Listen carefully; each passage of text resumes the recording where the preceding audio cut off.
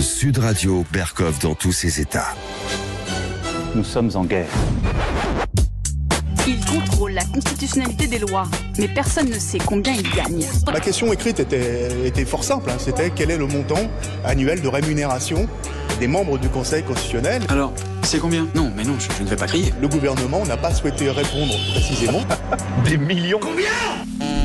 1, 2, 3, 4, 17. Enfin voilà, c'est un chiffre qui peut changer. Vous savez, l'argent, ça va, ça vient, il faut que ça circule. Profitez les gars, profitez, parce qu'à mon avis, l'année prochaine, on sera plus dans la même classe. Nous sommes en guerre. Et oui, le fameux « Nous sommes en guerre » du non moins fameux président de la République. Vous vous rappelez, c'était Covid. Mais alors aujourd'hui, ce n'est plus Covid. Mais la guerre, en revanche, la guerre, qu'est-ce qu'on en entend, les bruits de guerre Et les bruits de guerre sur fond de Français qui se disent « Mais où on habite? Où on est? À qui ce pays, c'est quoi ?» C'est quoi au niveau du drapeau, au niveau des manifestations, c'est quoi? On va en parler parce que, selon beaucoup de sondages, les Français sur les idées d'identité, de patriotisme, de souverainisme, d'indépendance, ils seraient à au moins 55%. Et pourtant, chez les souverainistes, les patriotes, les indépendants, les identitaires, etc., c'est pas la guerre, mais c'est à tirer, à fleurer, non moucheté. Pourquoi? On va en parler avec Nicolas Dupont-Aignan, président de Debout la France. Qu'est-ce qui se passe? Parce que il y a eu un certain nombre de déclarations encore aujourd'hui, et on se dit que à l'aune et à la veille des municipales et dans un an et demi, si attention, ça peut être avant les présidentielles, qu'est-ce qui se passe? On en parle. Et puis cette fête du cochon qui a été interdite en Bretagne après d'autres. Alors le cochon, il serait pas français? Non, le cochon, c'est quelque chose de très sulfureux, paraît-il. On en va en parler aussi.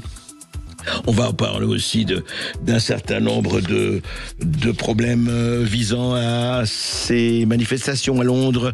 100 000 personnes selon certains, 1,5 million de personnes selon les autres. Et honnêtement, même ceux qui n'étaient pas du même bord admettent que c'était du jamais vu.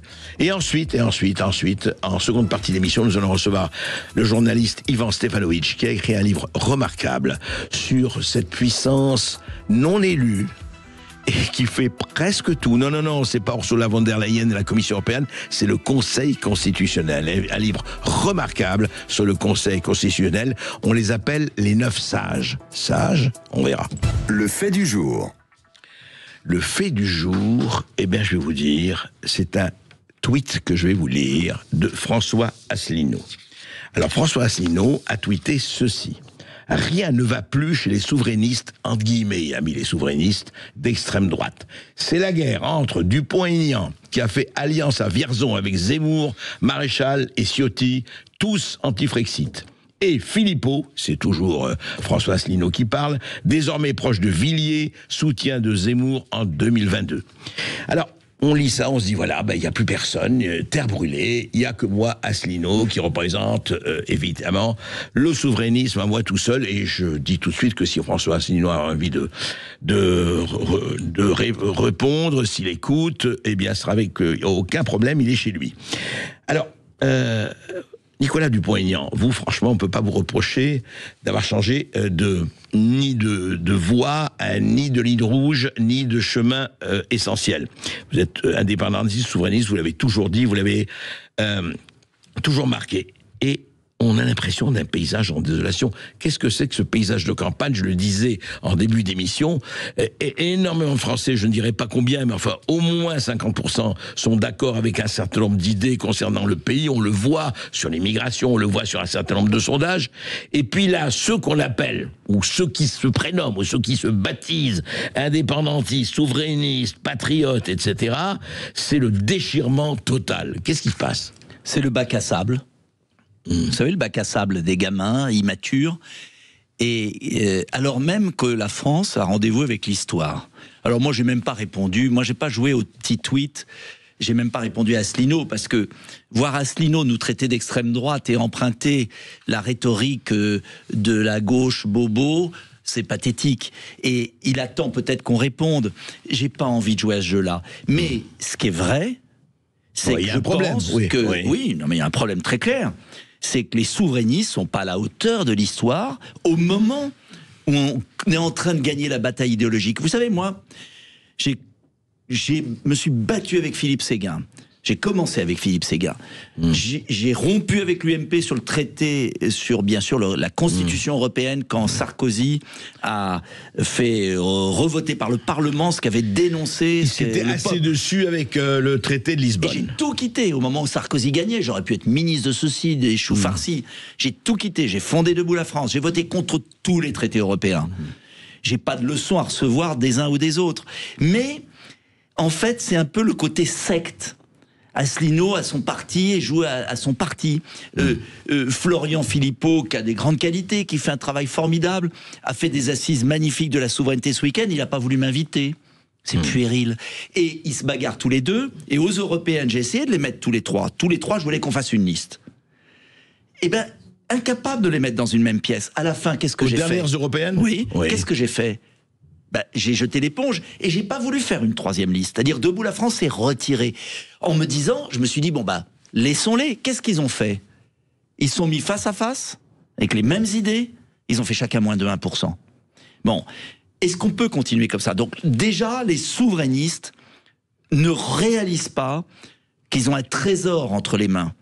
Et les Français, en tout cas les patriotes, les souverainistes qui veulent rompre avec l'Union européenne, qu'on rompe avec un Frexit dur, qu'on rompe comme moi je veux, avec d'abord une négociation de 6 mois, on fait un moratoire, et puis si ça marche pas, on se tire et il y a un vote. Qu'importe la méthode, on est tous d'accord. Il faut se libérer de l'Union européenne. Donc il faut déjà que les souverainistes s'entendent. Mais moi je vais vous dire, je suis confiant. Pourquoi ? Parce à la base, je vais vous dire. Non, attendez, moi je voulais dire. Oui, non, attendez, Nicolas. Écoutez ça, à la base. Oui, à la base, oui. À la base, je ne veux pas aussi bien être confiant, mais. Mais oui, mais je vais vous dire. Nos militants, d'Asselineau, de Philippot, de Dupont-Aignan, ils travaillent ensemble sur le terrain. Ils ont plusieurs cartes, ils bouffent ensemble, ils se battent ensemble, ils se connaissent, ils militent. C'est clair. Mais oui. Et ça, c'est le premier cercle. Et puis, les souverainistes doivent élargir le cercle. Parce que si on reste qu'entre nous en disant plus pur que nous, il n'y a que moi qui. Moi, j'ai la vraie croix de Lorraine, comme disait l'autre, et vous êtes. Et je pense, et j'ai toujours pensé, je finis juste, j'ai toujours pensé qu'il fallait élargir à ceux qui sur l'immigration sont d'accord avec nous. Je pense à Éric Zemmour, Sarah Knafo, je pense à Marion Maréchal, même si elle n'est pas Frexit comme nous. Je pense. Au Rassemblement National, j'ai soutenu Marine Le Pen en 2017 parce que je voulais qu'on batte les autres, qu'on évite Macron. Voilà, moi j'ai toujours plaidé pour être droit dans nos bottes sur la souveraineté et élargir au maximum pour gagner les élections. Oui, attendez. Mais je reconnais que j'ai pas réussi à convaincre Nicolas Dupont-Aignan. Ça, on le sait, et je sais que ce que vous avez fait, et je crois que les gens qui nous écoutent vous connaissent assez bien pour le savoir. Le problème est là. Moi, je constate quelque chose. Je regarde. Je regarde qu'en Amérique, les souverainistes, les patriotes ont gagné. Ils ont gagné les élections et on voit qui est là-bas. Trump, Vance, même Elon Musk avec tout ce qui se passe, avec tout le cigabard. Et regardez le travail qu'ils font. Il y a presque une guerre aux États-Unis actuellement, presque une guerre interne contre l'État profond. On aime ou on n'aime pas, c'est pas le problème. Bon, je regarde ce qui se passe en Allemagne avec l'AfD qui monte, qui devient majoritaire pratiquement dans un certain nombre de Länder. Je regarde ce qui s'est passé à Londres, la manifestation de Tommy Robinson qui a réuni plus d'1 million de personnes. Et je me dis, mais alors en France, qu'est-ce qui se passe ? Juste un mot, je crois, tiens, il nous écoutait, j'ai Florian Philippot en ligne. Vous avez écouté, Florian Philippot, bonjour. Oui, bonjour. Bonjour. Alors, écoutez, vous nous écoutiez, vous avez écouté Nicolas Dupont-Aignan, vous téléphoniez, dites-nous. Vous êtes avec Nicolas. Moi, je ne rentrerai pas dans l'idée qu'il y a une guerre ou quoi que ce soit, parce que je pense que ça ne ferait le jeu que de nos adversaires et de ceux qui veulent absolument diviser. On venait d'en citer un par son tweet au tout début, on a l'habitude. Mais je veux quand même rétablir 2-3 choses. Sur les européennes, ça s'est pas passé comme ça. Nous étions sur le point de faire une liste, et Nicolas Dupont-Aignan était tête de liste. J'étais 3e, Jean-Frédéric Poisson 5e, il y avait également Pierre-Yves Rouzeron, d'autres personnalités comme Marc Doyer, le général Blanchon, Myriam Palomba. Et juste avant, 3 jours avant une conférence de presse, Nicolas nous a appelé en disant finalement je ne le fais pas. Ce qui était honnête à sa part, on était quand même un peu embêtés parce que c'était juste avant, mais la version à donner aujourd'hui n'est pas la bonne. Voilà, il y a même une convention, je l'ai dans mes mails, une convention qui était écrite, politique, financière, répartition des sièges, enfin tout ce qu'on fait normalement quand on fait une alliance. Donc ça, je ne veux pas laisser dire des choses qui sont inexactes. J'en fais pas un drame, mais je dis quand même la vérité. Sur les Européens, il n'y a pas d'histoire d'Asselineau ou quoi que ce soit, puisque de toute façon, il n'y avait pas de volonté qui est Asselineau, puisqu'il avait déjà annoncé depuis très très longtemps qu'il ferait sa liste, et tout le monde le savait très bien. Deuxièmement, sur Arras, écoutez, moi j'ai invité l'année dernière Nicolas Dupont-Aignan. Il m'a répondu, mi-juillet, il m'a répondu la veille en me disant je viens pas. Pour cette année, je voulais venir. C'est compliqué. Bon, c'est pas grave, c'est compliqué pour nous. Pour le reste, on peut pas me faire reprocher de pas inviter les gens. Combien de fois Nicolas lui est venu en manif, en événement chez nous? Des dizaines de fois. Et on était très heureux de t'accueillir, et on le refera. Il n'y a pas de guerre, on le refera. C'est pas grave si pour une fois, pour un événement, il n'y avait pas tout le monde. Je ne pouvais pas, André, vous y étiez à Arras, on était 3600, on avait 3 tables rondes qui tournaient en même temps. Oui. Je ne peux pas inviter tout le monde, Alors, Florian Philippot, oui, on va juste pas rester là-dessus. Je voudrais poser une question. D'abord, évidemment que Nicolas Dupont-Aignan vous réponde, mais surtout, vous avez lancé l'idée, d'ailleurs, la première fois, des primaires des souverainistes. Alors, vous dites, voilà, moi, Florian Philippot, je suis prêt à me ranger. On fait une vraie primaire des souverainistes et que le meilleur gagne, ou en tout cas que celui qui a le plus de voix gagne. Alors, Nicolas Dupont-Aignan, là-dessus, vous seriez pour une primaire des souverainistes? Eh bien, moi, je voulais aller à Arras pour dire à Florian Philippot que quand on veut une primaire des souverainistes, il faut inviter les gens pour qu'ils expriment leur position. Et c'est pourquoi je voulais aller à Arras, pour lui répondre. Ouais. Voilà. Et moi, ce que je veux, bien sûr qu'il faut y ait une primaire. Moi, je suis tout à fait pour. Mais il faut qu'il y ait tous les souverainistes qui participent. Et sur les européennes, s'il n'y a pas eu de liste commune, c'est parce que j'ai pensé que c'était une folie de partir dans 2 listes face à face avec Asselineau et qu'il faut rassembler tout le monde. Mais s'il y en a qui ne veulent pas. Oui, mais je vais vous dire, moi je ne vais pas polémiquer à l'antenne avec Florian. Je pense qu'il faut unir tous les souverainistes. Et je pense qu'il n'y a pas assez de bonne volonté. Et à la base, il y a la bonne volonté. Donc je pense qu'on surmontera tout ça. Et qu'il faut aussi élargir au-delà des souverainistes. Parce que ce que vous disiez, et il faut aller un peu au-delà, sur ce qui se passe en Angleterre, aux États-Unis. Moi, je pense qu'avec Florian Philippot, au-delà des petites susceptibilités des uns des autres, il y a la capacité à travailler. Et on l'a prouvé dans le passé. Et je fais grâce sur Arras. Mais s'il faut une primaire, il faut que tout le monde puisse s'exprimer en même temps. Mais au-delà de ça, il y a un éléphant dans la pièce. Le Rassemblement national. C'est le Rassemblement national qui, à force de suivre les sondages, à force de vouloir plaire au système, a abandonné tout patriotisme et finalement ne veut d'union avec personne, c'est clair, rejette tous les alliés qu'il pourrait avoir. Mais c'est plus grave encore, il les rejette parce qu'il pense que s'il y a Dupont-Aignan, comme il a eu un rôle sur le Covid, que je pense glorieux, avec d'ailleurs Florian, ça va nous faire perdre des voix. Comme ils veulent pas de Zemmour et de Knafo parce que, ça va nous faire perdre des voix. Ils veulent pas de Marion Maréchal, ils ont fait un bureau exécutif au Rassemblement national avant l'été pour faire la chasse aux sorcières contre Marion. On peut ne pas être d'accord avec Marion Maréchal sur certains points, comme avec moi, comme avec Philippot, mais cette espèce de chasse aux sorcières du Rassemblement national contre toute personne qui a des convictions, qui a du caractère, qui a une intelligence, qui a de la liberté. On mettra jamais tout le monde, mais il faut rassembler des gens différents. Et ça, j'y crois énormément. Il y a le premier cercle souverainiste, patriote, où il faut se libérer de l'Union européenne. Mais ça doit aller au-delà pour gagner. Tout à fait, on a bien compris. S'il n'y a pas... Non, mais j'insiste. Non, je sais bien, mais... À un moment, les Français vont comprendre que le Rassemblement national ne joue pas le jeu. Et c'est pourquoi ce matin, j'ai lancé la destitution et j'ai écrit à tous les parlementaires. On va en parler sur la destitution de Macron. Attendez, Nicolas, on aura tout le temps, Nicolas Dupont-Aignan, d'en parler, mais juste, je voudrais faire réagir Florian Philippot. Est-ce que l'éléphant dans la pièce, est-ce que vous êtes d'accord sur ce point, en tout cas? Je pense que Florian Philippot est d'accord. J'ose espérer. Florian Philippot? Oui, mais ça, je peux en parler bien sûr. Le RN, mais la question, c'est que. Non, vous savez pourquoi? Pardon, Florian, je vous interromps 2 secondes.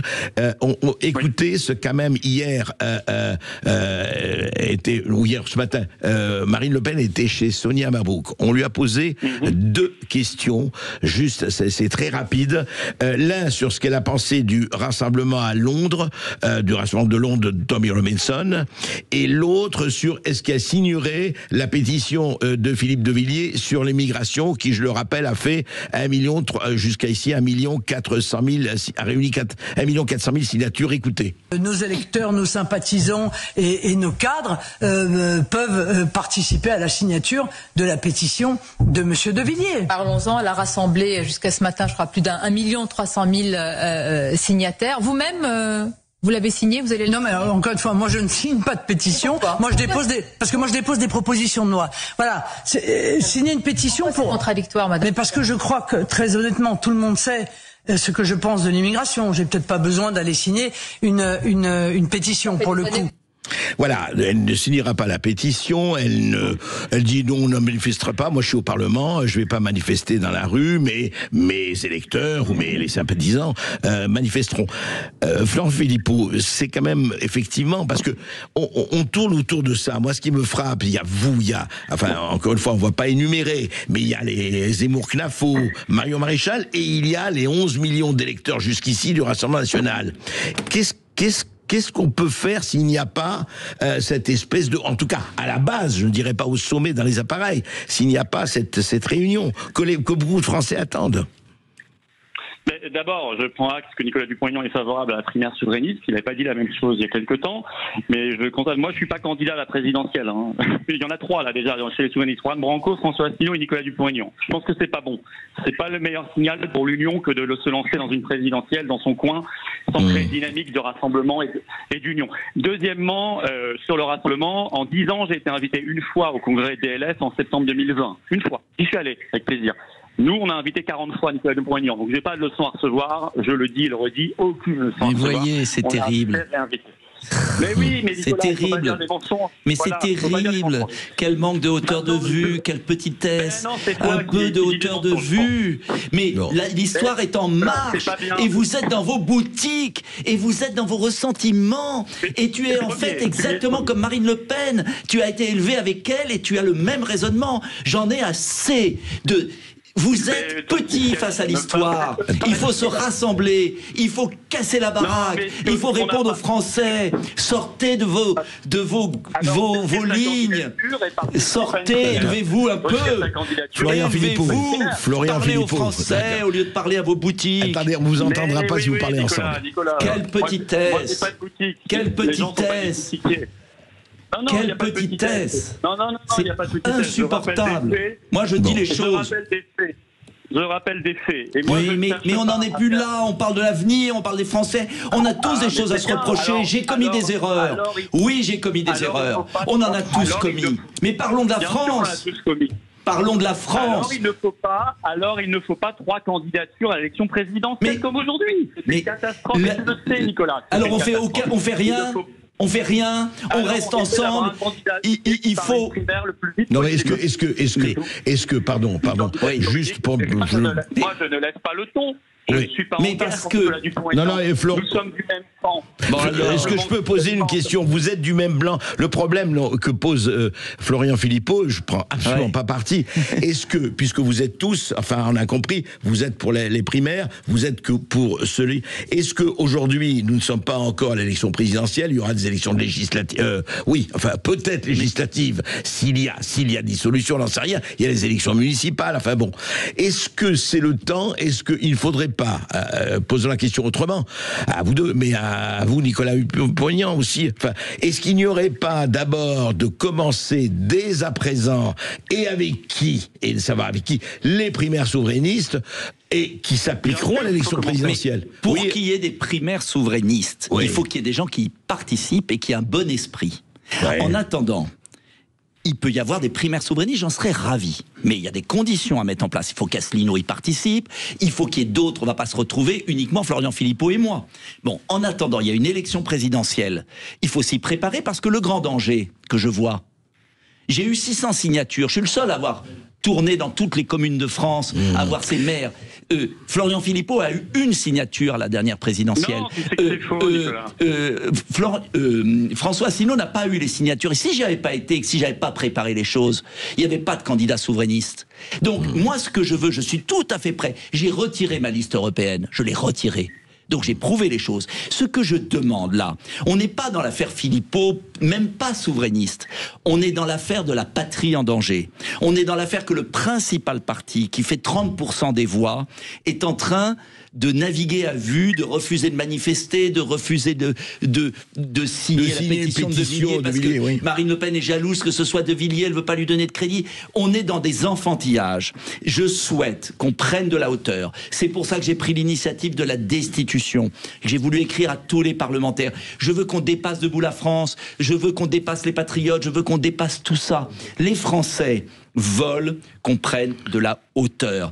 Et les choses viendront naturellement. Mais de grâce, la condition pour qu'il y ait ce travail en commun, c'est de cesser les enfantillages. Alors, juste un mot, Florent Philippot, pour conclure avec vous, vous souhaitez un peu la même chose, mais que chacun soit... ça va s'arranger. Oui. Florian ? Mais évidemment, bon, parce que j'ai proposé les primaires depuis bien longtemps et que je critique le RN en disant que c'est un parti qui a trahi, qui a abandonné le Frexit, qui a abandonné tout et qui ne veut même pas destituer Macron ni voter les motions de censure. Il nous a mis Richard Ferrand à la tête du Conseil constitutionnel. Moi, il n'y a pas de drame dans ce que je dis. Je dis simplement qu'on ne s'en sortira pas s'il y a des multiplications de candidatures souverainistes qui feront 1 ou 2%, que ça ne sert à rien. Moi, je ne suis pas candidat, je l'ai annoncé. Je pense qu'il faut laisser sa chance aux primaires, au peuple souverainiste qui choisira, et on essaiera de convaincre un maximum de candidats de participer. Je le dis sans polémique, sans esprit. Moi, je ferai des choses demain avec DLF et Nicolas Dupont-Aignan. D'ailleurs, beaucoup de DLF étaient là à Arras, et il le sait, et il n'y a pas d'esprit de polémique chez moi, il n'y en a jamais eu. Et je le dis très clairement, le RN aujourd'hui est un problème, je suis d'accord, il faut prendre de la hauteur par rapport à cela, il faut sauver notre pays, et je suis sûr que quand on fera tous la très grande manifestation comme en Angleterre avec tout notre drapeau français, on se retrouvera tous dans la rue côte à côte. C'est ça le message. Ça, ce n'est pas une mauvaise idée. Merci Florian Philippot, Nicolas Dupont-Aignan, restez avec nous, on fait une petite pause et on continue. Sud Radio Berkoff dans tous ses états, midi 14h. André Berkoff. Alors, un grand parti, un parti qui fait 11 millions d'électeurs, le Rassemblement National, Reconquête, Zemmour, Knafo, Marion Maréchal, et puis nous avons avec nous quelqu'un qui n'a pas donné ses brevets de souverainisme, Nicolas Dupont-Aignan, ancien député et président de Debout la France. Nous avons eu Florian Philippot au micro, et nous avons Eric. Bonjour Eric. Bonjour André. Bonjour André, merci beaucoup pour votre émission, je suis un grand fan. Merci. J'adore et franchement c'est génial, continuez comme ça. Moi j'ai un coup de gueule, j'ai envie de tirer les oreilles à monsieur Dupont-Aignan et monsieur Philippot. Oui. Parce que vous êtes d'accord sur beaucoup de domaines, notamment sur le Frexit, pour lequel je suis souverainiste à 100%. Je suis ancien militaire, je suis patriote. Je ne fais pas partie des patriotes, le mouvement de Florian Philippot, parce qu'il se tire des balles dans les pattes sans arrêt. Alors moi j'ai envie de vous demander de penser à la France, aux Français, à tous ceux qui veulent quitter l'Europe. Prenez exemple sur l'Angleterre, la manifestation qu'il y a eu. Arrêtez de vous tirer dans les pattes et avancez, mettez vos thunes sur de table, buvez un coup ensemble et faites un projet, faites-nous rêver, quoi. Parce qu'il y en a marre. Mais, oui, Eric, c'est très clair, et je crois qu'Eric n'est pas le seul. Il s'en faut de penser ça. Je ne peux que dire oui à Eric. Écoutez, j'ai retiré la liste, j'ai pas voulu ajouter du bazar aux européennes. Voilà. Qu'est-ce que je peux faire ? J'ai voulu aller à Arras pour dire je suis d'accord sur des primaires. Refus. Je vais pas polémiquer, ça va venir, par la base, par des gens, parce que je sais qu'il y a des millions de Français qui veulent d'abord que les souverainistes s'entendent pour se libérer de l'Union européenne. Et puis, au-delà des souverainistes, il faut tendre la main aux autres, parce qu'il y a des gens au Rassemblement national qui le veulent aussi. Et c'est pas parce que Marine Le Pen... Et puis il y a des gens en dehors des partis, il y a des millions de Français qui ne sont pas dans un parti. C'est pas parce que Jordan Bardella et Marine Le Pen sont tétanisés par le système que leurs troupes n'ont pas envie aussi. Et puis, chacun doit arriver avec ses différences, ses nuances. C'est pas grave. Il y a moins de différences entre nous que entre les écolos, les socialistes, LFI. Donc, oui, mais ça va venir par la base. Et de toute façon, je vais vous dire, si à la tête, il n'y a pas de capacité de rassemblement, eh bien, les Français en choisiront d'autres. Voilà, oui, je vais vous dire très clairement. Et ça viendra. En tout cas, je pense avoir montré l'exemple. J'ai été le premier à voter Marine Le Pen en créant un scandale à l'époque. Parce que je savais que Macron était dangereux. Qu'est-ce que j'ai pris dans la figure? Voilà, j'ai toujours essayé. Donc on ne peut pas me... Je voudrais vraiment qu'on ne soit pas injuste avec moi. J'ai eu mes défauts, peut-être. Oui, qui n'est pas parfait. Mais aujourd'hui, je tends la main aux uns aux autres. D'ailleurs, je suis un des rares qui peut parler à tous. Donc, certes. Alors justement, vous dites Macron, vous dites, j'avais senti que Macron était un danger, mais là vous êtes allé beaucoup plus loin. Vous venez d'envoyer ce matin une lettre à tous les députés et sénateurs. On va pas la lire entièrement, mais vous dites destitution de Macron. On ne peut pas attendre comme ça. Vous dites, juste, je cite quelques extraits de votre lettre, Nicolas Dupont-Aignan. Force est de constater que le président de la République agit depuis le début de son mandat en violation de ses articles 3 de la Constitution, article 5. Article 35, article 53, on peut s'y référer, endettant la France de plus de 8 milliards d'euros, en dépossédant la nation au profit de particuliers de puissances étrangères, bradant de plus de 1600 de fleurons industriels et plongeant ainsi la France dans un désastre économique sans précédent, fermant des chaînes de télévision, en refusant de prendre acte des résultats des élections législatives du 7 juillet 2024 et en voulant imposer à 3 reprises un Premier ministre ultra-minoritaire, en restant sourd à 2 censures, en laissant Ursula von der Leyen porter atteinte aux intérêts fondamentaux du pays par la signature du Mercosur et autres, et vous dites à la fin, voilà, il est de votre devoir, vous dites aux députés, il est de devoir et de votre responsabilité, avant qu'il ne soit trop tard, d'empêcher l'irréparable et de permettre au peuple français, par une nouvelle élection présidentielle, de choisir souverainement son destin. Alors très bien, Nicolas Dupont-Aignan, mais vous le savez très bien qu'aujourd'hui, connaissant les choses étant ce qu'elles sont, comme disait un certain général, quelle chance vous avez, c'est très, presque impossible d'obtenir la décision. Mais si dans l'histoire, on s'était arrêté à chaque fois que c'était impossible, la France n'existerait plus. Et je remarque que quand je demandais la censure, dès la nomination de Michel Barnier, on me disait c'est impossible. Ils ont le jeu des partis politiques, des clientèles, a fait qu'on a attendu pendant des mois pour Barnier. Il y a eu la censure. On a recommencé le cirque avec Bayrou. Il a fallu attendre. J'ai dit, mais pourquoi vous ne le censurez pas tout de suite? Non, les petites combines. Et ça recommence avec le Cornu.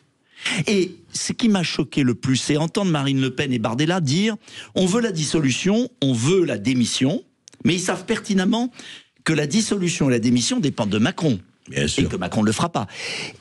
Et ils ont une arme. La dissolution, ils ont une arme à disposition. Oui. La destitution. Mais ça, ils ne veulent pas l'utiliser. Donc il y a quand même un paradoxe. Vous savez, moi j'ai du bon sens. J'ai les pieds sur terre. Je trouve curieux, quand on est parlementaire et chef de parti, de dire la situation est très grave. Macron est un désastre. On veut qu'il s'en aille, mais la seule arme qu'on a qui permettrait de le faire partir, on ne veut pas l'utiliser. Attendez, quelle est la seule arme? C'est quand même fou. Comment alors? La destitution, l'article 68. Article 68. D'ailleurs, pourquoi laisser à Jean-Luc Mélenchon l'usage de cet article? Oui, parce que LFI, la France... Oui. Donc vous êtes avec la France Insoumise là-dessus. Avec la France Insoumise, je dis qu'il y a une seule arme dans la Constitution qui permettrait de faire pression sur Macron et d'envoyer un signal fort. Cette arme, Mélenchon l'utilise et le Rassemblement national ne veut pas l'utiliser. Ce faisant, il est complice de Macron. Il faut une majorité simple. Des 2 tiers. Les 2 tiers. Ça sera dur.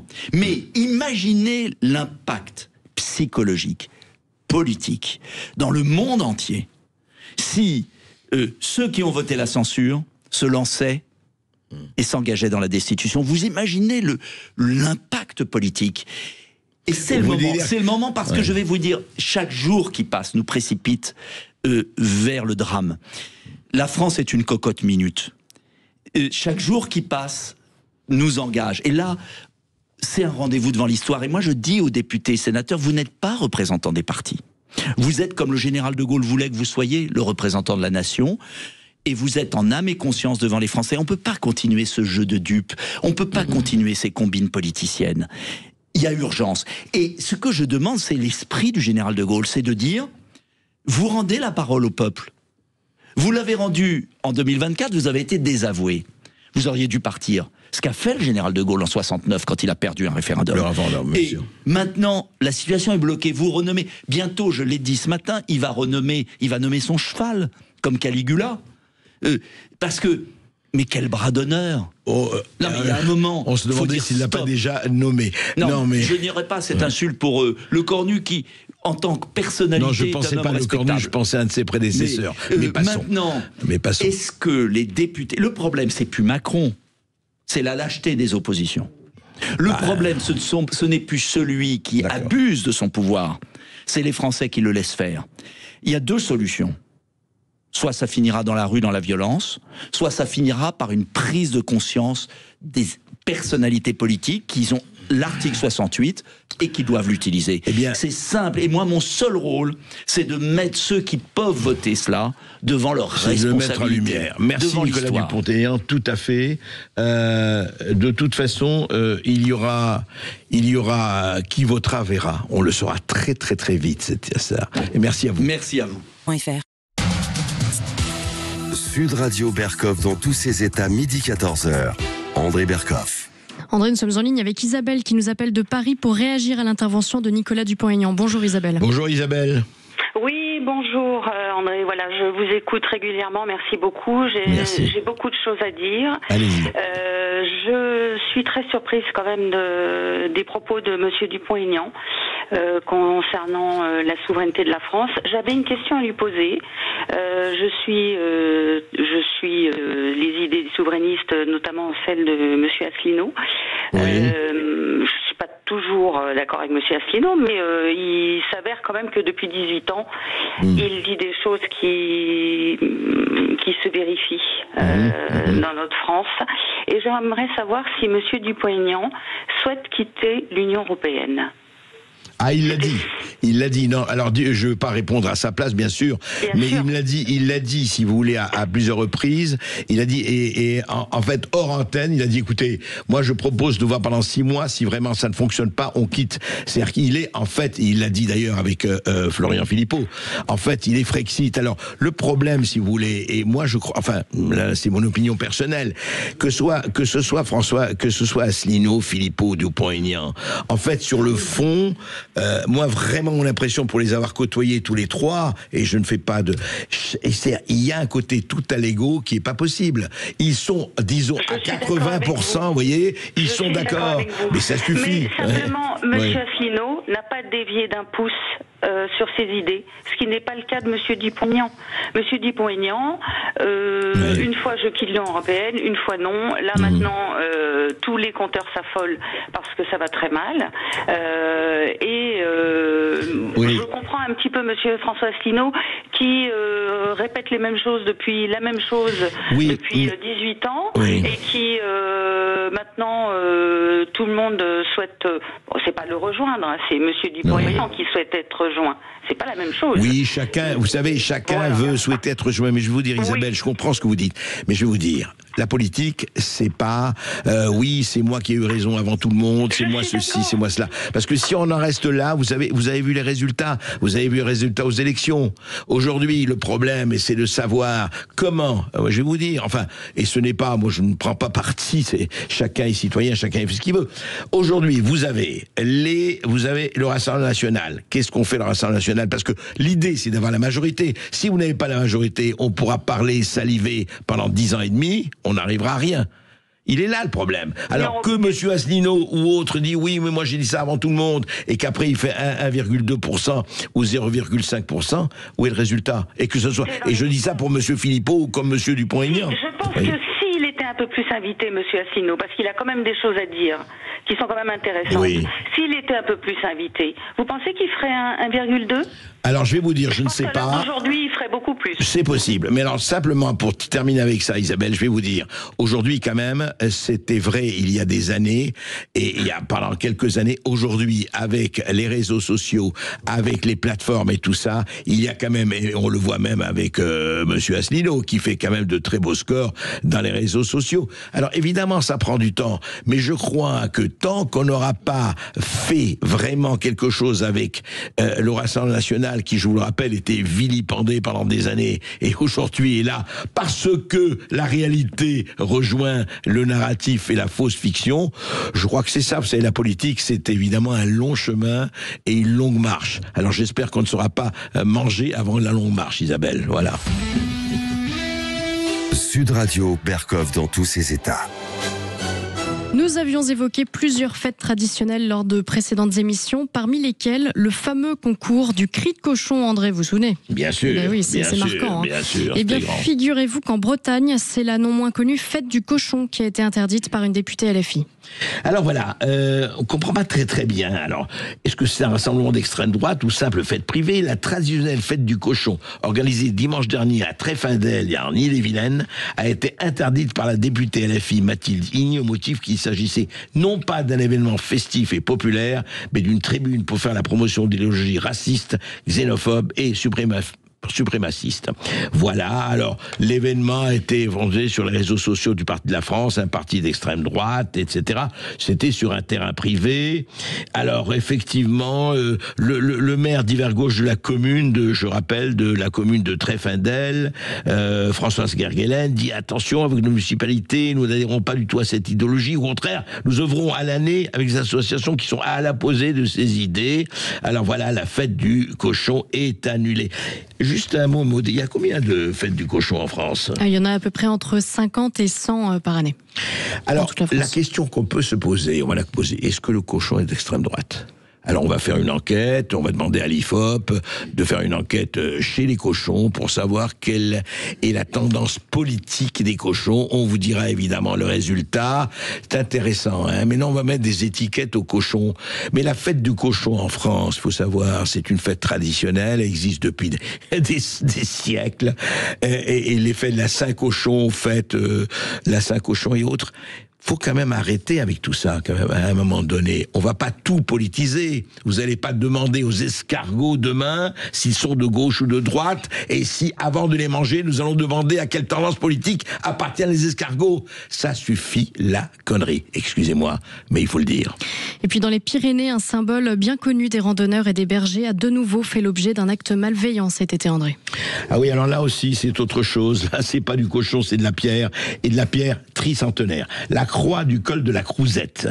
2337 mètres d'altitude séparent la vallée d'Échelle et les estives de Haute-Serre en Ariège. Alors écoutez ce qui s'est passé pendant le week-end du 15 août. Cette croix qui existe depuis 3 siècles, a été détruite à coups de masse pendant le week-end du 15 août. Voilà. Elle avait été volée à une croix plus ancienne en 2001, et on pensait que là, cette fois-ci, il n'y a pas de problème. Eh bien, le maire de Betmal à l'époque avait déclaré que les éventuels voleurs auront intérêt à s'armer de burins et de marteaux pour l'arracher. Eh ben, ils se sont armés de burins et de marteaux. À 2337 mètres d'altitude, des crétins mous du genou, des crétins bas de plafond, des crétins rachitiques du bulbe, ont fait sauter, voilà, la croix de la Crouzette. Alors, je sais pas si c'est christianophobie, connerie, imbécilité, je ne sais pas, mais c'est quand même fatigant tout ça. On peut peut-être rappeler, André, qu'il y a une semaine en fait, la basilique de Guingamp dans les Côtes-d'Armor a vu aussi l'une de ses statues incendiée, la statue de la Vierge Marie, pendant une messe. Oui, pendant une messe, voilà, ça devient, je vous dis, quotidien là, les incendies de l'église aussi, oui, intéressant, hein. Et puis vous l'entendez, un grand acteur américain est mort hier, Robert Redford, le lion, The Sundance Kid. Il avait 89 ans et vous souhaitiez lui rendre hommage, André. Oui, Robert Redford. Qui n'a pas aimé Robert Redford ? Qui n'a pas extraordinaire. Il était en même temps en marge et complètement l'icône hollywoodienne. Il était beau, il sentait bon le sable chaud. Comme dirait Edith Piaf, c'était pas un légionnaire, mais il avait des rôles complexes, ambigus, profonds. Rappelez-vous, il a eu l'Oscar du meilleur réalisateur. Il a fait aussi des films lui-même. Il a créé le Sundance Institute, le plus grand tremplin pour les cinéastes indépendants, type discret. Robert Redford est magnifique. Rappelez-vous Out of Africa, enfin tous ces merveilleux films qu'on connaît, le Sundance, effectivement. Robert Redford, vous savez, ce qui est extraordinaire, c'est que ce sont des stars. Quand on parle des stars, aujourd'hui, quand on voit quelques boutonneux aux cheveux sales, on se dit c'est quoi par rapport au Redford, par rapport au John Wayne, par rapport au Gregory Peck, par rapport chez nous à Belmondo, Delon, Gabin. Et je ne fais pas de la nostalgie. Je dis simplement qu'une star, c'est quelqu'un qui va au-delà de telle ou telle personnalité. En tout cas, Robert Redford, c'est magnifique. Les hommes du président, vous rappelez-vous, quand sur le scandale du Watergate, Butch Cassidy and the Sundance Kid, bien sûr, avec une autre star magnifique, Paul Newman, l'arnaqueur, et Even Through et au milieu coule une rivière, All is Lost, il est quand même fabuleux. Robert Redford, heureusement, on dit toujours ça, les films sont là, les films restent, et ce que vraiment, je vous souhaite le bonheur de revoir sur vos écrans, sur toute votre plateforme, revoyez les films de Redford. Ça, c'est un homme, un vrai, une star, une vraie. André, on dit que Robert Redford fait partie des derniers monstres sacrés du cinéma américain, du cinéma tout court d'ailleurs. Est-ce que pour vous, j'ai lu ça sur les réseaux, Clint Eastwood est désormais le dernier monstre sacré c'est un des derniers, je ne sais pas si le dernier, mais vous avez raison de citer Clint Eastwood, oui. Clint Eastwood, fabuleux réalisateur, fabuleux acteur, droit dans ses bottes, comme on dit, dans ses bottes de cow-boy, bien sûr. Alors, effectivement, on n'a pas le temps d'évoquer, mais je crois qu'il n'y en a plus beaucoup, de ces espèces de personnalités qui non seulement crevaient l'écran, mais qui existaient irradiées par leur épaisseur au bon sens du terme. Eh ben, écoutez, j'espère qu'il y en aura encore, parce que on n'a pas envie, nous, de n'avoir que Gérard Depardieu, déjà qu'on l'emmerde suffisamment, donc... Justement, j'allais vous dire, est-ce qu'il y a des acteurs français qui valent un petit peu ces acteurs américains? Pour moi, le dernier, c'est Depardieu.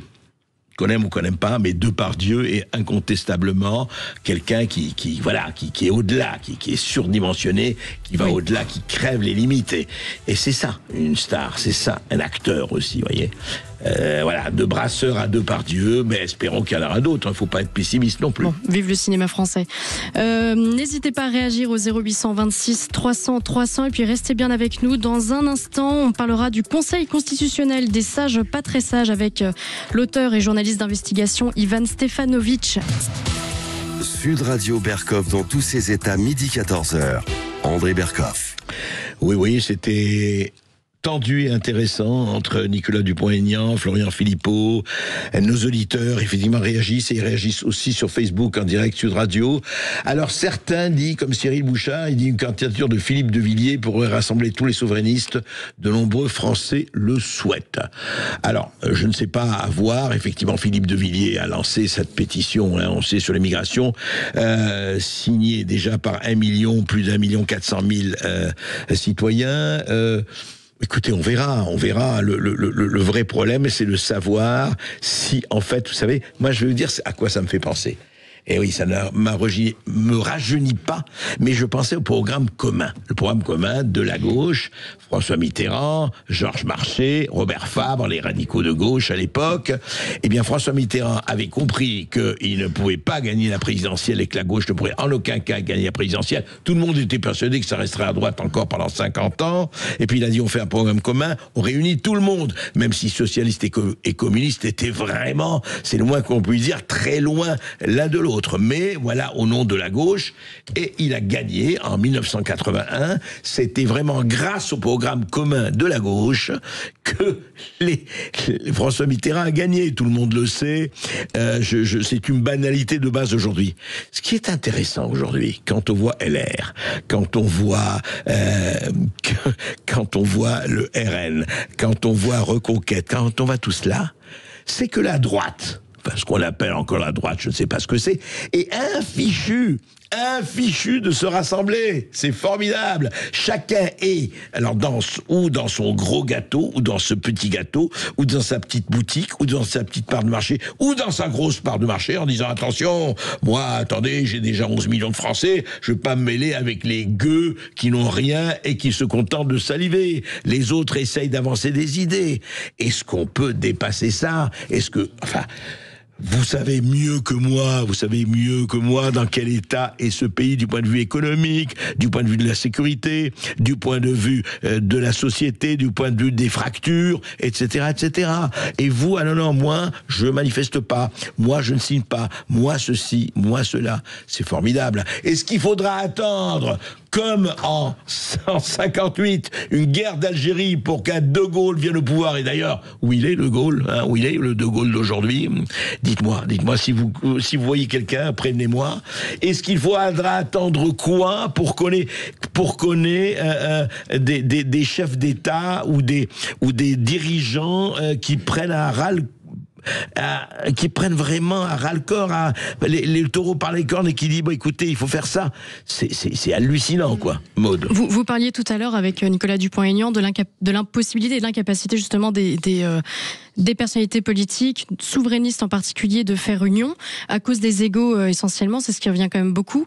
À votre avis, vous, André, qui avez vu un certain nombre d'élections, d'échanges, de négociations entre partis, entre responsables politiques, qu'est-ce qui bloque aujourd'hui? C'est uniquement l'ego?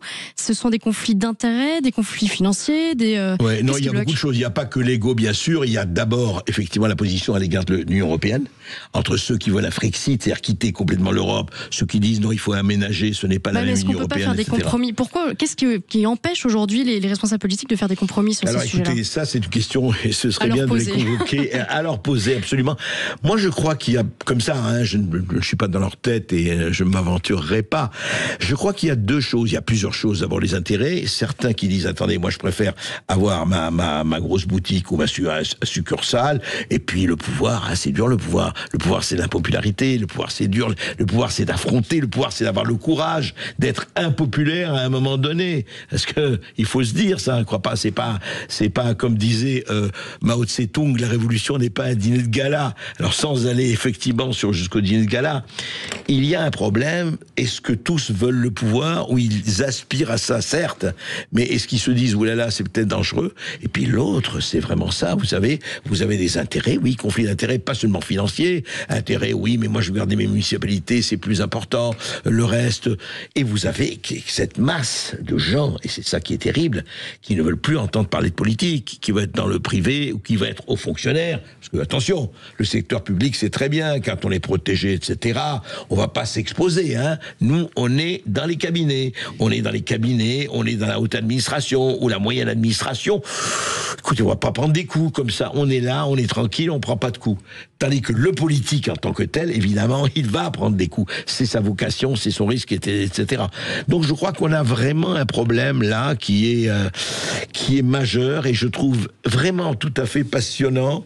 Et passionnant, je ne sais pas, tristement passionnant ou gaiement passionnant, que quand on a vu que la stratégie de Mitterrand dans les années 70-80 pour conquérir le pouvoir, Maestria, un grand artiste, Mitterrand, on peut penser ce qu'on veut de lui, mais très grand artiste, comment il a plumé la volaille communiste, qui était à l'époque de Georges Marchais encore de 25% des voix, et qui est aujourd'hui à 1,5%, comme par hasard. Alors il y a beaucoup de raisons, mais on a ça. Et aujourd'hui, cette droite, si vous les mettez ensemble, Rassemblement National, Reconquête, LR, les ciotistes, etc., mais Dupont-Aignan, et puis les autres. Écoutez, ça, si vous regardez vraiment le total, c'est quand même assez spectaculaire. Et ce total-là ne donne rien tant qu'ils seront là, et c'est vrai que Dupont-Aignan a dit quelque chose d'intéressant. Je ne dis pas qu'il faut le faire, attention, on ne prend pas parti, nous on est journalistes et on regarde. Mais il a dit, si tous les gens qui avaient voté la censure à Bayrou, et vous savez que c'était une majorité quand même très spectaculaire, la censure à Bayrou, s'ils demandaient la destitution du président de la République par l'article 68. Donc c'est une possibilité. Je ne dis pas que c'est souhaitable, loin de là. Je dis simplement que c'est intéressant de voir à un moment donné comment les représentants du peuple, parce que je rappelle quand même un petit détail, c'est que ces députés et sénateurs, peut-être que quelquefois certains l'oublient, sont les représentants du peuple. Mais personne ne veut faire parler le peuple. Vous savez, non, le peuple, ça va, on s'en occupe, on en parle, on dit le peuple, mais surtout qu'il ne parle pas, surtout qu'il reste dans son coin. Et même dans les émeutes, regardez, plus d'émeutes, non, il n'y a plus que les casseurs dans les rues, donc restez chez vous, en télétravail, ou protégez-vous. Donc il y a un vrai problème. Il est posé, on le sait. Comment faire parler le peuple? Comment le peuple peut s'exprimer autrement que tous les 4 ans ou tous les 6 ans?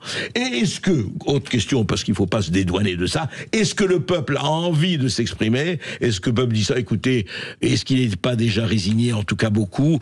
Il n'y a rien à faire. De toute façon, oui, on en parle, on râle, on n'est pas d'accord. Je crois pas. Moi, je crois qu'effectivement, vous savez, pour aller un peu partout en France et ailleurs, on voit très bien que les gens réagissent. Et encore une fois, regardez ce qui se passe en Europe, regardez ce qui se passe aux États-Unis, regardez ce qui se passe un peu partout, y compris au Népal, où on a vu que le gouvernement, et on ne le souhaite pas... Ça a pris des proportions assez impressionnantes. Ça a pris des proportions terrifiantes et violentes. Mais il y a un problème. Si on laisse comme ça la bride, vous savez, on a des précédents en France. Si on laisse la corde quand la corde casse, à un moment donné, vous savez, c'est toujours la goutte d'eau qui fait déborder le vase, le couvercle de la marmite qui saute, et puis tout est possible, y compris le pire. Sur l'Union des droites, pour conclure avec ça, André, il y a eu un sondage au mois de juin 2025. 74% des électeurs de droite sont favorables à cette Union des droites. Si cette union ne vient pas des responsables politiques, et vu comme c'est parti, on a le sentiment que ça n'arrivera jamais, est-ce qu'elle ne doit pas venir des électeurs, finalement? Écoutez, oui, mais les électeurs, il faut des élections pour les électeurs. En fait, l'alternative, Maud, mais vous avez raison de poser la question, elle est où? Des élections qui arrivent et qui montrent de façon massive que les gens n'en peuvent plus et qui choisissent. Ce qui s'est passé d'ailleurs avec Trump, qui a gagné en 2024 aux États-Unis le vote des grands électeurs et aussi le vote populaire, à condition qu'il n'y ait pas de trucage, c'est une autre question. Et puis la rue.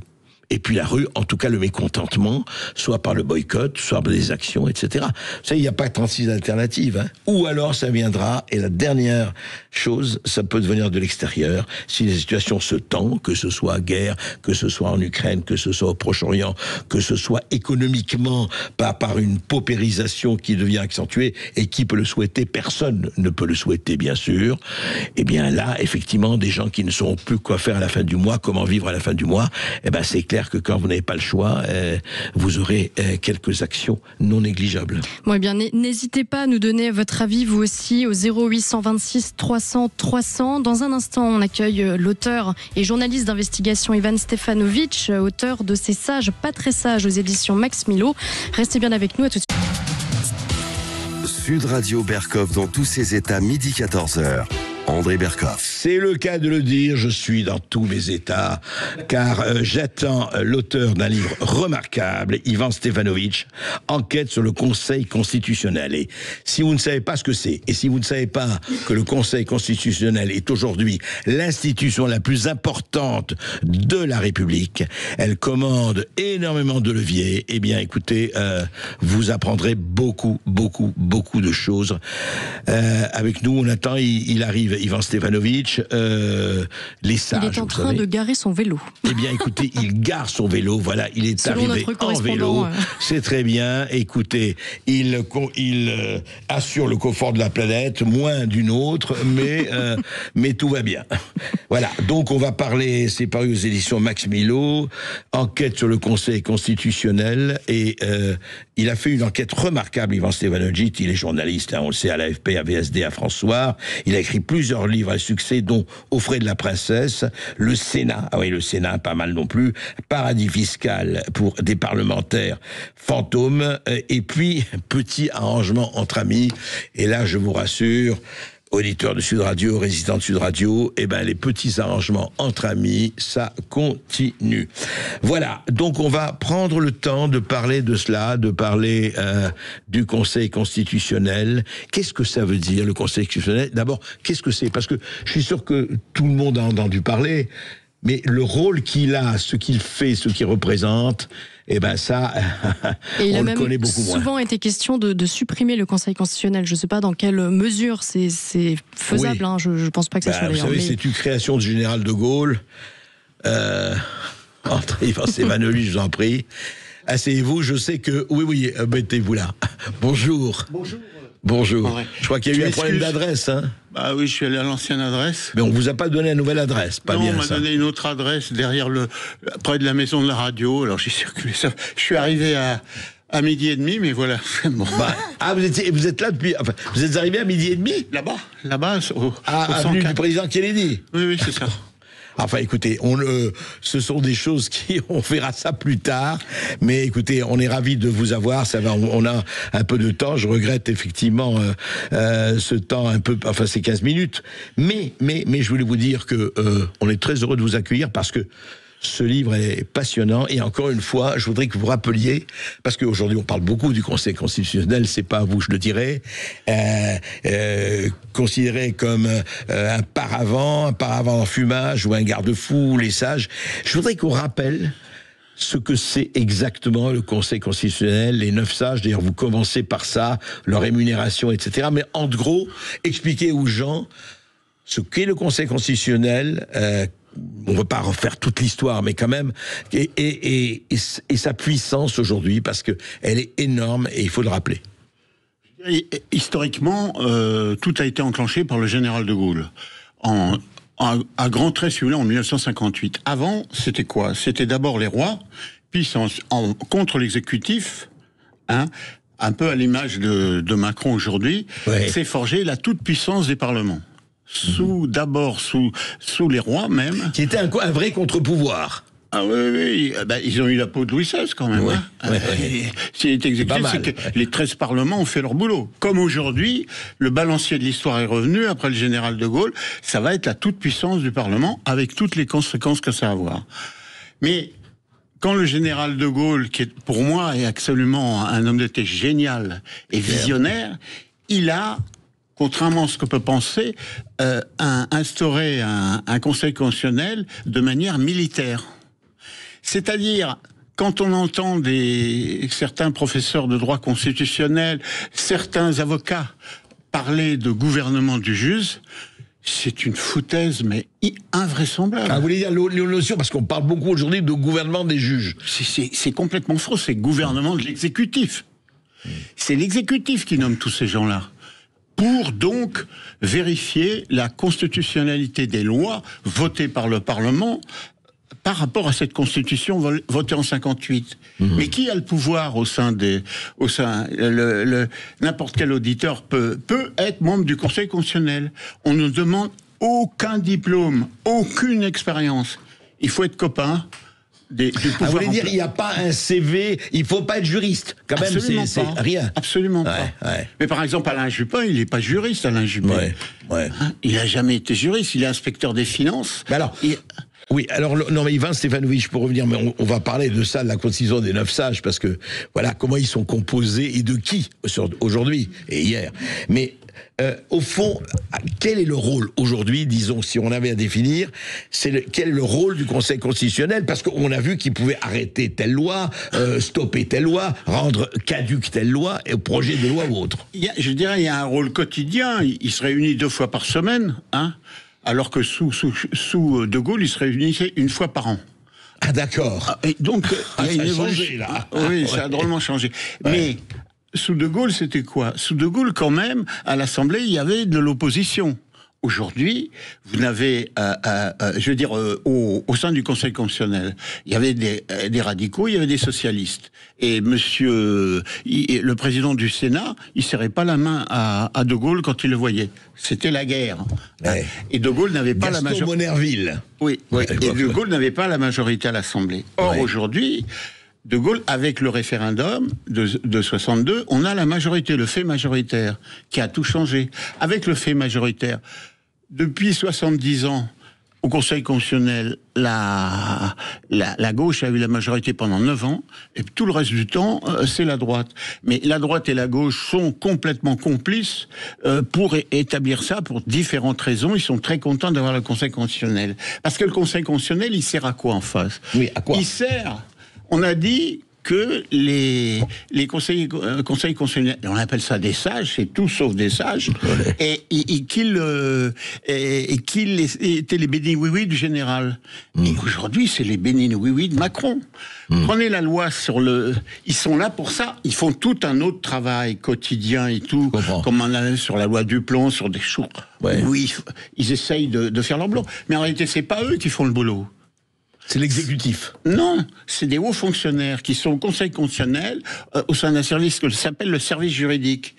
Et ce sont des gens, j'en ai rencontré, ce sont des gens qui sont des excellents, je veux dire, juristes, mais qui frisent souvent le burning out parce qu'ils travaillent comme des fous. Ils travaillent 3 ans, mais ils remplacent les autres. Et les autres, qu'est-ce qu'ils font ? Travailleur ou pas travailleur. Alors on dit que Jospin, quand il est au Conseil constitutionnel, c'est un travailleur. Oui, c'était un travailleur. Mais quelles sont les connaissances juridiques de Jospin? À peu près nulles. Hein. Et donc c'est des gens qui lui mâchaient le travail. Et pour vous expliquer tout, on fait le général de Gaulle. Moi je trouve qu'il a été génial. Hein. Il a fait tout pour que ces 9 sages ne puissent pas travailler. Ils n'ont pas le droit d'avoir des conseillers, des juristes. Aux États-Unis, la Cour suprême, ils en ont chacun une 50aine. Eux, 0. Donc ils sont obligés de passer par les hauts fonctionnaires. Parce que, comme dans le pouvoir exécutif, on appelle ça la démocratie exécutive. C'est ça le vrai problème. C'est un problème politique, c'est pas un problème de gauche ou de droite. Ces gens-là, ils ont... Au sein du gouvernement, il y a un secrétariat général de gouvernement. Ils ont le pouvoir, ils sont plus puissants que ils sont mieux informés que les... C'est ça, ils ont un pouvoir énorme. Oui, mais c'est pas le pouvoir, c'est un pouvoir exécutif caché. C'est très habile, c'est très bien fait. Sur le papier, bien sûr, c'est les sages, comme on dit. Et pour les 2 lois qui ont sauvé, où il y a eu 2 interventions, parce que le problème avec Macron, bon, on peut ne pas l'aimer, mais le problème c'est qu'il ne veut pas reconnaître qu'il a perdu une grande partie de son pouvoir. Il reste comme si... Et en plus, il n'y a plus de fait majoritaire à l'Assemblée. Oui. Ivan Stefanović, vous le savez. Son joker jusqu'aux élections présidentielles, son principal joker, ça sera le Conseil constitutionnel. Il l'a fait 2 fois déjà. Il va l'utiliser à mort jusqu'en 2027. Bien sûr, et il y a une chose qui s'appelle le rationalisme parlementaire. C'est le 49.3, c'est le Conseil. Le règlement du Parlement, il est établi et corrigé de très près par le Conseil constitutionnel. C'est lui. Il faut avoir son imprimature. Et les 2 lois dont on a parlé dernièrement, la loi sur les retraites, adoptée à 9 voix de majorité, et la loi sur l'immigration. L'immigration, oui. L'immigration. S'il n'y a pas le Conseil constitutionnel, les lois ne passent pas, et donc le pouvoir... c'est très important pour Macron. Pour Macron d'avoir. Et alors, au bout du compte, si vous voulez, si on fait la situation, on n'a pas beaucoup de temps, mais si on fait la situation, en vérité, Macron, moi je pense qu'il est condamné à gouverner avec le Front National. Il ne peut pas faire autrement. Parce que tout va se casser la gueule. Toutes Alors ça, c'est une hypothèse. On va voir si elle est vérifiée. On va prendre juste une petite pause, Ivan Stefanović, parce qu'on va essayer d'expliquer. Je crois que c'est très très très important d'expliquer le mécanisme, parce que effectivement cette démocratie, enfin en principe, vous voyez, on dit Montesquieu, hein, les 3 pouvoirs. Mais au fond, il y a un 4e pouvoir qui n'est pas les médias, qui est le Conseil constitutionnel. Oui, mais qui est aux mains de l'exécutif. Alors justement, il faudrait que vous nous expliquiez comment. À tout de suite, on se retrouve avec Ivan Stefanović, les sages pas très sages. Et on va vous montrer comment effectivement la sagesse est très relative. Institutionnel, vous dites oui, ben c'est des juristes, des sages, une espèce de cour suprême, petite cour suprême, pas comme évidemment ils ne jouent pas du tout le rôle que ça joue aux États-Unis. Donc c'est aux éditions Max Milo. Alors, moi je voudrais, Ivan Stevanovic, que vous nous donniez un exemple de comment fonctionne ce Conseil constitutionnel face à l'exécutif et face au législatif. Et je voudrais que vous preniez un exemple, on en parlait un peu hors antenne, de cette loi qu'on a votée il n'y a pas longtemps sur l'immigration. Oui, mais avant ça, je voudrais quand même préciser pourquoi De Gaulle a fait ça, a mis ça en place. Il a fait ça parce qu'il y avait une instabilité chronique. Tout à fait. Sous la traîne. Donc, il était obsédé par ça, et il faut reconnaître quand même à cette Constitution que jusqu'à aujourd'hui, ça a pas mal marché. Ouais, mais aujourd'hui, c'est moins le cas. Le balancier est revenu dans l'autre sens. Alors pour expliquer comment le Conseil constitutionnel marche ou ne marche pas, il y a un exemple. Donc c'est la loi immigration qui a été donc votée par l'Assemblée nationale et le Sénat, avec multiples difficultés, et avec du début jusqu'à la fin, pour être... C'est-à-dire que Macron veut se mettre bien avec le Front National, avec le Rassemblement National, parce que... Là, je caricature un peu. Non, mais je comprends, vous schématisez. Parce que il a besoin, pour voter... la loi sur l'immigration, où cette loi sur l'immigration sera faite à la demande de Macron par Retailleau. C'est Retailleau, ministre de l'Intérieur. Ministre de l'Intérieur, qui hypocritement dénonce le gouvernement des juges, alors qu'il a été dans cette manip dès le départ. Donc c'est une hypocrisie absolument rare. Alors comment ça se passe? C'est-à-dire qu'il décide de faire cette loi sur l'immigration. Oui, et qui n'en veut pas, qui hurle, qui dit on n'est pas d'accord. Le problème, pour faire cette loi immigration, il faut d'abord que le Sénat la fasse bien pour le livrer à l'Assemblée nationale. Parce que l'Assemblée nationale ne va pas faire le trafic avec le Rassemblement national. Donc c'est Retailleau qui a les mêmes idées proches, disons, du Front National là-dessus, et qui va l'habiller. Après, ça va à l'Assemblée. Et à l'Assemblée, tout le monde est d'accord. On vote, toute la droite vote avec le Rassemblement national. Et puis après, quand la loi est votée, catastrophe. À l'Élysée, il y a toute l'aile gauche de la Macronie qui hurle. Ah, c'est trop à droite, etc. Alors, qu'est-ce qu'il fait, lui? Il fait une saisine. Macron? Oui. Il a le droit de saisir le Conseil constitutionnel, comme le président de l'Assemblée, le Premier ministre et le président du Sénat. Et il demande l'annulation, il y a 84 articles, il demande l'annulation de 32 articles. Alors attendez, si j'ai bien compris, c'est Macron qui demande l'annulation de sa propre loi, puisque c'est lui qui a... D'accord. C'est ça. D'accord. Moi, c'est des professeurs de droit public qui m'ont expliqué, parce que c'est très compliqué. Alors attendez, il demande son annulation et donc il fait appel au Conseil d'État. Et le Conseil constitutionnel, excusez-moi. Donc, le Conseil constitutionnel, qu'est-ce qu'il fait? Le Conseil constitutionnel est très emmerdé, parce que il faut travailler. Il y a 32 articles, et eux... c'est beaucoup. C'est pas des gros travaux d'Hercule, les 32 articles. Non. C'est peut-être des sages, sages, mais c'est pas des grands travailleurs. On peut pas dire ça. Et alors, c'est quand même une des plus belles sinécures de la République française. Ça, c'est un autre sujet. On va en parler, oui, on va parler quand même matériellement. Mais eux, qu'est-ce qu'ils font? Ils sortent leur baguette magique. Et leur baguette magique, c'est quoi? Ça s'appelle le cavalier législatif. C'est un beau terme, joli. Cavalier, alors c'est quoi ce cavalier législatif? Ça leur permet d'annuler n'importe quel article de loi, sous prétexte que ça n'avait rien à faire dans la loi. Voilà. Alors attendez, non mais c'est quand même fabuleux. C'est-à-dire que si les députés ont voté, les sénateurs ont voté, mais le Conseil constitutionnel peut dire oui mais attendez, moi j'ai lu cette loi, mais ça n'a rien à faire avec... Plus précisément, les 32 articles dans la loi, ils ont été insérés dans la loi par Retailleau, en amendement. Oui. Et le cavalier législatif, ça ne peut flinguer que les amendements. Donc... Il est en plein dedans, et ça. Ah, d'accord. Je veux dire, je mets des amendements et on flingue les amendements. Voilà. D'accord. Donc Retailleau, il est furieux quand il voit ça, parce qu'il a vu qu'il s'est fait manipuler par Macron. Ouais. Et c'est un cadavre entre eux, un des nombreux cadavres. Ouais. Et donc, le Conseil constitutionnel Enfin, ils l'ont pas trouvé, ça, c'est les hauts fonctionnaires du service juridique qui leur ont montré, mais qui sont des grands diplomates. Qui disent, écoutez, là, vous avez une recette, là, ça vous permet de vous dire, oh là là, ils sautent là-dessus comme sur la peste sur le bac à l'RG, et ils sont forts. Et alors après, évidemment, tout le monde est hypocrite parce qu'on ne raconte pas le fond de l'histoire. Hein. Mais après, le problème, c'est que quand Retailleau, il sera ministre de l'Intérieur, s'il redevient, il peut, où ça va être compliqué pour Macron, c'est qu'il peut passer la loi avec le Front National, et là, on peut plus la mettre le cavalier législatif, c'est plus possible. Oui, mais alors, attendez, il y a quand même quelque chose avant ça. Retailleau, on verra bien, le gouvernement n'est pas encore formé. Mais quand même, sur le fond, ce que vous dites, Ivan Stevanovic, et vous en parlez, c'est-à-dire que ce Conseil constitutionnel, je rappelle qu'ils ne sont pas forcément des gens élus. Ce ne sont pas des gens élus, les 9 sages. Hein. C'est choisi par le président de la République, le président du Sénat et le président de l'Assemblée nationale. Pour 9 ans.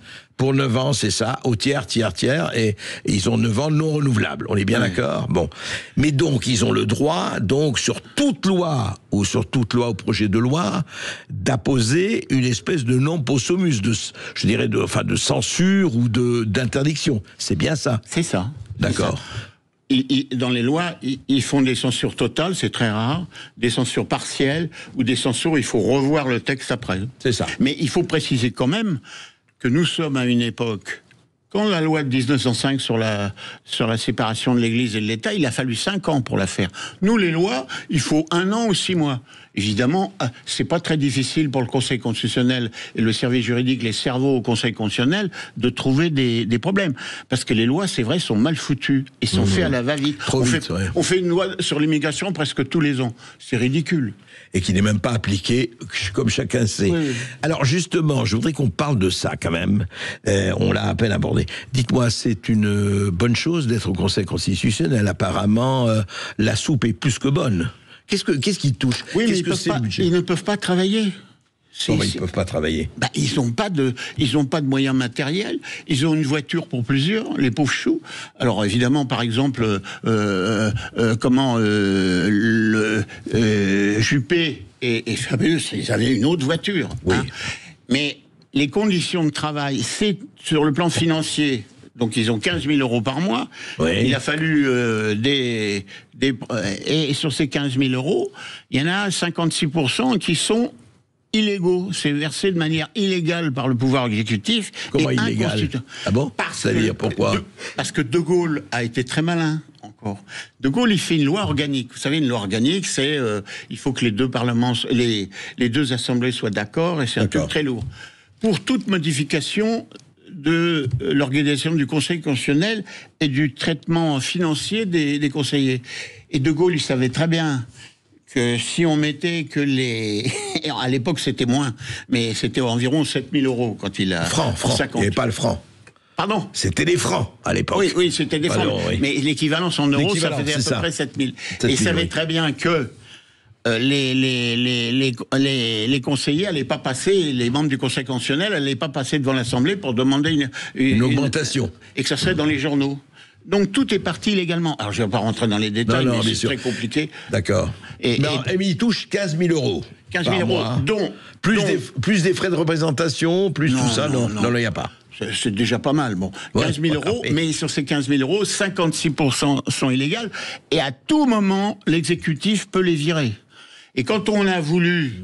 Il y a une dame qui s'appelle, j'ai plus son nom, qui a fait le premier rapport sur le Conseil constitutionnel en 2021, une socialiste, députée de la Haute-Saône, mais son nom ça. Donc tout le monde était d'accord pour faire que les conseillers, que ça soit légal, que ça soit uniquement ce qui était prévu, non pas les 55%, mais 44%, qu'on allait arranger ça pour légaliser tout ça, et qu'on leur supprimait leur retraite. Alors vous comprenez, quand on supprime les retraites, par exemple, Fabius, il avait 32 000 euros par mois. Vous lui supprimez sa retraite... 32 000 euros de retraite par mois, oui, parce qu'il y a les retraites cumulées. Oui, Premier ministre, il y avait plus de 15 000. Etc. Alors vous pensez bien qu'il n'était pas d'accord pour ça. Et tous les autres, là, la droite et la gauche, ça disparaît. Ah, bien sûr. Vous touchez à mon porte-monnaie. Mais sur leur vie quotidienne là-bas... Bon, ils ne peuvent pas faire grand-chose. Ils n'ont pas le droit d'avoir des conseillers. Ils n'ont pas le droit à la parole. C'est le président. Le président, c'est très important. Le président nomme le rapporteur. d'une saisie du Conseil constitutionnel. Et c'est secret. En vérité, tout le monde le sait, mais officiellement, il ne faut pas l'écrire dans les journaux, etc. Alors on sait tout ça parce que j'ai étudié les archives. Et c'est formidable. Mais alors attendez, je comprends pas. Enfin, je comprends pas. Si, on ne comprend que trop. Mais si vous aviez à définir aujourd'hui, encore une fois, nous sommes en 2025, le rôle du Conseil constitutionnel, parce qu'on voit à quel point il intervient.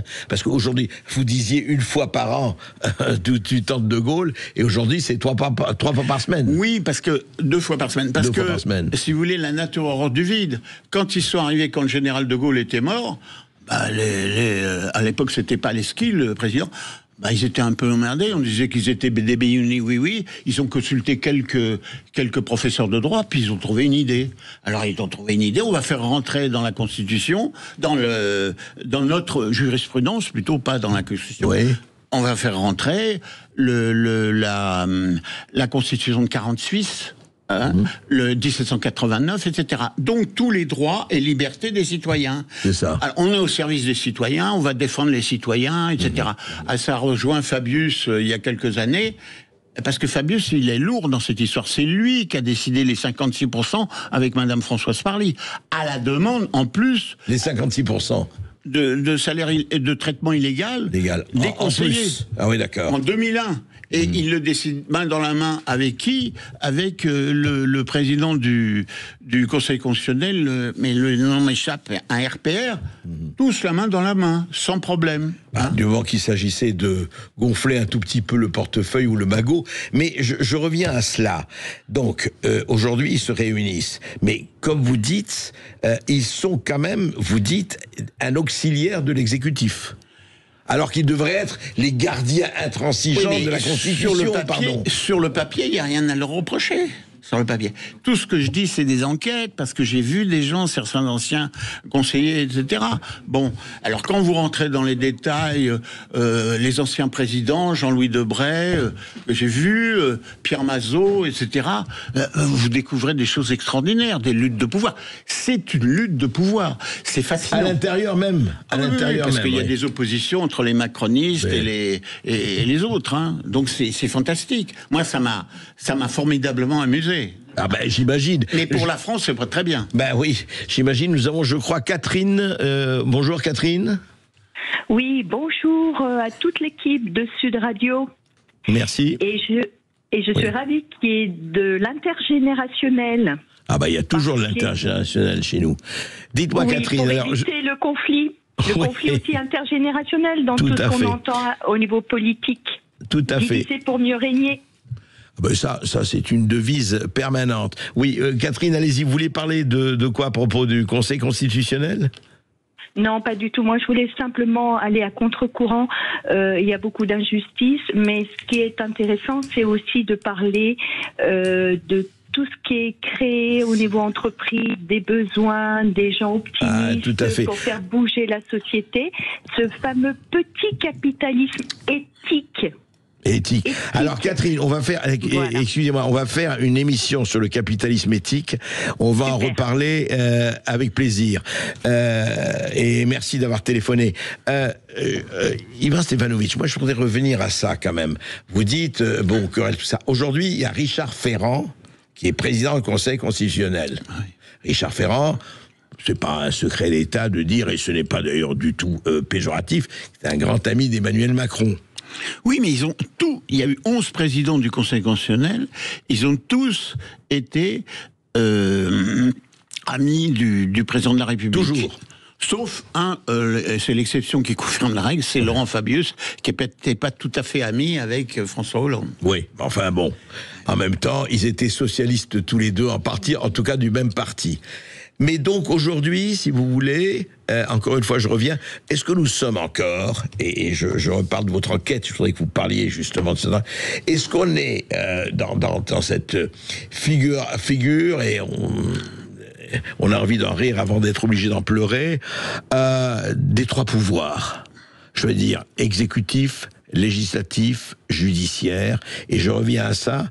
Vous dites que le Conseil constitutionnel, au fond, il n'a pas les moyens, il n'a pas de juriste autour de lui, mais alors, s'il n'a pas de conseiller, lui, Mais comment ils travaillent? Je comprends pas. Expliquez-moi le fonctionnement de ça. Avec qui ils s'appuient? C'est pas les 9 qui vont faire tout le boulot. Non, ils font pas grand-chose. Bon, ils font pas grand-chose. À part quelques exceptions. Vous avez comme Pierre Mazot, par exemple, qui a été président. Oui. Vous avez Jean-Louis Debray. Bon, mais Jean-Louis Debray, il avait un formidable conseiller qui s'appelait Marc Guillaume, l'actuel préfet de la région de Île-de-France, qui est un puits de sens dans ce domaine. Donc ils ont à côté d'eux. Et aujourd'hui, le président, il a forcément quelqu'un en loose-lay ou officiellement qui le conseille. Oui. Parce que le pauvre, il a aucune connaissance. Pour lui, il est aveugle. Là, c'est un aveugle dans un champ de mine. Hein. Il voit rien. Hein. Il connaît rien. Eux-mêmes, c'est ça. Oui, parce qu'il est pas. Mais c'est un ancien journaliste. Et moi, j'y connaissais rien. Je me suis là-dedans. Pourquoi je me suis penché là-dedans? Oui, pourquoi? Parce que j'aime beaucoup. Alain Duhamel, ça a été mon prof de sciences politiques. Et j'aime beaucoup ce qu'il fait, j'aime beaucoup sa manière de travailler. Moi, je ferais pas ça, c'est pas mon truc. Mais j'ai été absolument stupéfait des louanges qu'il faisait sur le Conseil constitutionnel. Je trouvais qu'il en faisait quand même beaucoup. C'est dithyrambique. C'est comme un autre conseiller qui a une grande intelligence, qui est mort aujourd'hui, qui s'appelle Guy Carcassonne. Oui. Il a une manière de parler, c'est comme Georges Vedel. Bon, et ça m'a stupéfait, et je me suis dit, là, il y a quelque chose, parce que Carcassonne, il disait, il faut pas s'attaquer au Conseil constitutionnel, il est trop fragile. C'est vrai qu'il est fragile, parce qu'on a des siècles derrière nous où c'était le... Non mais vous avez dit vous-même qu'Alain Duhamel était trop dithyrambique, était dithyrambique en tout cas, trop, selon chacun, mais au bout de votre enquête, franchement, si vous aviez à définir le Conseil constitutionnel aujourd'hui, très franchement, Ivan Stevanovic, vous diriez quoi? Comment vous le qualifieriez? C'est un scandale quotidien. C'est un scandale d'État. Un scandale d'État. Ouais. Mais qui est très difficile à sortir, parce que le général de Gaulle a été génial, parce que il a établi le fonctionnement du Conseil constitutionnel. J'ai compris. On n'a rien changé. On a changé au niveau de la jurisprudence, des trucs, ça s'est amélioré, etc., tout ça. Mais sur le rapport, le fonctionnement, ils ont les mains liées. Ils peuvent rien faire. Alors ils ont les mains liées, donc on va y aller. Est-ce qu'on fait la petite pause maintenant, Julien, dis-moi. Alors on se retrouve, parce que c'est très important, parce que vraiment, vous dites d'un côté c'est un scandale, ils ont les mains liées. Faut que le gens, vous savez, après tout, qui les paye, c'est les copropriétaires de la Maison France. Donc c'est pour ça que c'est important votre livre. On veut savoir ce qui se passe et comment ça se passe. On se retrouve juste après 2 minutes de pause. À tout de suite. Sud Radio Berkov dans tous ses états, midi 14h. André Berkov. Je ne suis pas le seul à être dans tous mes états, vous le savez. Le Conseil constitutionnel, vraiment cette espèce d'énigme, cette espèce de sphinx qu'on voit, très important, parce que on ne le connaît pas, mais tout le monde en parle, c'est très intéressant. Et Ivan Stevanovic a fait une enquête, je dirais, passionnante, vraiment. Le livre vient de paraître aux éditions Max Milo. Vous disiez quand même, alors dites-moi, pourquoi on les appelle les sages ? Ça vient d'où, ça, les sages? C'est les journalistes qui ont dit... C'est nos confrères, les journalistes, et quelques grands professeurs de droit, et qui ont trouvé ce truc. Mais c'est complètement inapproprié. Des sages, dans l'Antiquité, c'était tout l'inverse. C'était des gens qui avaient une expérience, etc., et qui conseillaient le roi. Il y avait le conseil de roi, etc., même au Moyen-Âge. Ils sont tous sauf sages. Ils sont un peu aux ordres. De temps en temps, ils font dans différents domaines. Ils sont un peu aux ordres ou pas beaucoup aux ordres? Ils sont beaucoup aux ordres, mais par exemple, dans le monde de l'environnement, ils font des efforts. Ils vont pas jusqu'au bout, mais ils font des efforts à dose homéopathique, mais pour pas être trop ridicule aussi, parce qu'il faut quand même qu'ils sauvent un peu les apparences. Les apparences. Mais ils n'ont rien de sage. Et puis il faut constater que c'est des gens qui sont quand même âgés. Il y a 72 ans de... Moi j'ai 78 ans. Bon, mais ces gens-là, moi je fais du vélo dans Paris et tout. Tous ceux, ils prennent pas le métro et tout parce qu'ils ont de l'arthrose, ils ont comme moi, ils ont des phénomènes. Et donc c'est des braves papilles. Et ils doivent rendre leur jugement en un mois. pour les lois votées, et en 3 mois pour les questions prioritaires de conseil. Championnat du monde. Dans les autres pays autour de nous, il n'y a pas de barrière. Nous, c'est De Gaulle. Il est génial. Il a fait ça pour les pousser au cul, parce qu'il savait qu'il allait travailler, et pour faire qu'il y ait des hauts fonctionnaires qui s'occupent du truc. Eux, ils s'en foutent. Ils ont la plus belle sinécure de la République. C'est génial. Alors, on va dire, oui, il travaille, Jospin travaille, il a vachement travaillé, etc. Qui peut nous apprendre? Sur quoi on se pose? Oui, quels sont les faits Quels sont les faits? On aura ça quand on aura il y a 25 ans sur les archives. Mais n'importe qui peut dire que... Mais c'est secret, on ne peut pas... Attendez, aujourd'hui, Ivan Stefanovic, je ne sais pas si vous avez dû essayer de le faire, vous pouvez consulter les archives du Conseil, les travaux, pas au-delà de 25 ans, donc on ne peut pas savoir. Avant 25 ans, on ne pouvait pas savoir? Non, non, pardon. Non, entre 25 ans, les 25 dernières années. Les 25 dernières années, vous ne pouvez pas y accéder, oui, c'est secret. Et alors, le plus scandaleux, évidemment, c'est les anciens présidents de la République. Moi, j'ai fait l'enquête sur Giscard d'Estaing. Enfin, sur une année, en 2011, il devait venir, je sais pas, une centaine de fois. Il est venu 3 fois. Et quand il arrive, quand il se fait battre par Mitterrand, eh ben, il met, et ça j'ai des preuves écrites et tout, hein, parce que moi j'ai travaillé là-dessus. Il met quoi? Comme mon collègue Pierre Péan, c'est avec des j'ai compris. Mais qu'est-ce qu'il fait, Giscard d'Estaing? Eh ben, Giscard d'Estaing, il a essayé, et Mitterrand, après, a voulu faire pareil, parce qu'il dit... Si, mais Mitterrand, il n'a pas été au Conseil constitutionnel. Oui, mais il n'a pas été, mais pendant les 8 derniers mois avant sa mort, oui. J'ai le témoignage de Roland Dumas, oui. le point ouvre les guillemets. Il a exigé d'avoir la même chose que Giscard, donc d'être payé la moitié. Donc quand il était sur son lit de douleur, le pauvre, il était quand même payé par le Conseil constitutionnel et il n'y allait pas. Bon, tout est comme ça. Chirac. Mais Chirac a été beaucoup plus correct. Mais ça parce qu'il était copain avec Jean-Louis Debré. Et Jean-Louis Debré voulait pas de ça. Ouais. Hein, mais Giscard, c'est...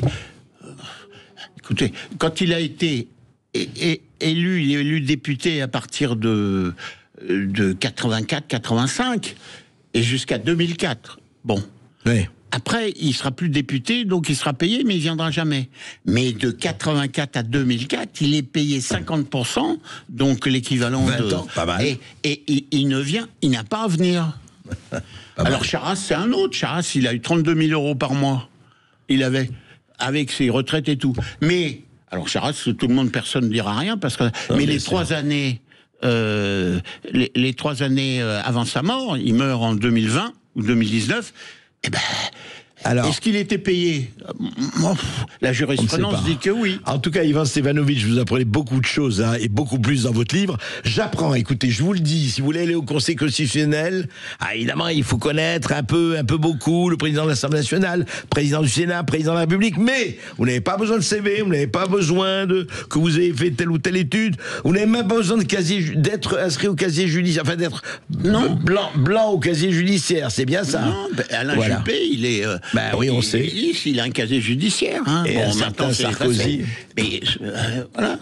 C'est magnifique, c'est magnifique. Écoutez, lisez-le, vraiment. Ivan Stefanovic, merci. Des sages, pas très sages. Voilà, ainsi fonctionne la République. Bon appétit, messieurs, au Conseil constitutionnel intègre.